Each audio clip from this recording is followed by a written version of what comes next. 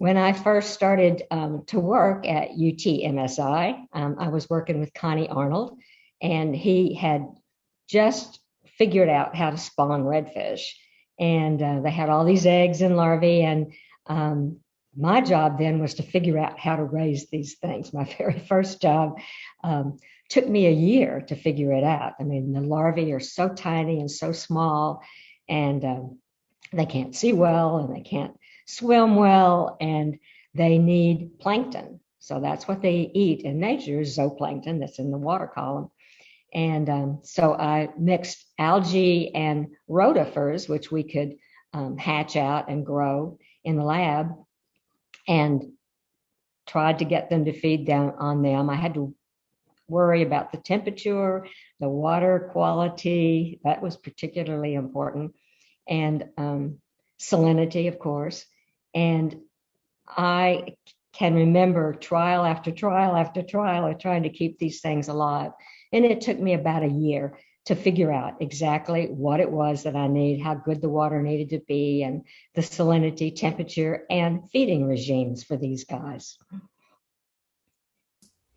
I was very rewarded by being able to keep them alive until they became juveniles. And that took about 3 weeks or so for them to grow well enough to get their fins, to get their scales, to get their development of their stomach and the digestive system, so that then they could act like a normal fish.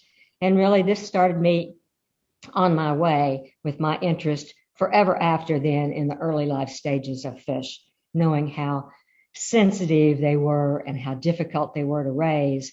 Nowadays, everybody can raise redfish. It's pretty easy and pretty fast, but then it took a long time to figure it out.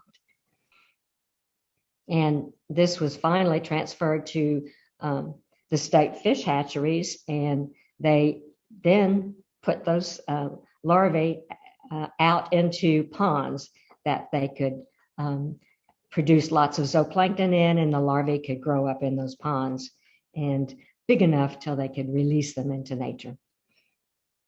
One day we were working and we heard this helicopter, and it landed right out in the field. And it was Perry Bass. And he came in saying, "Hey, I hear there's somebody here raising redfish. Who is that?" And so we met Perry Bass, who loved redfish, and he was working very hard with the group Gulf Coast, what was it called? CCA now, but it was Gulf Coast Conservation Association was what it was called.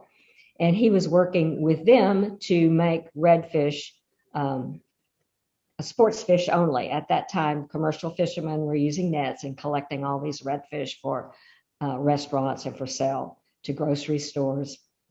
And they wanted to change that because the populations were so low and going down, and there was such an important sports fish.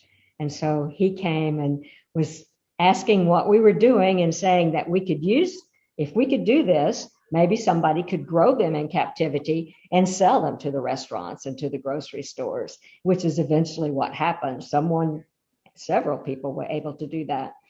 And so that was an interesting and exciting experience.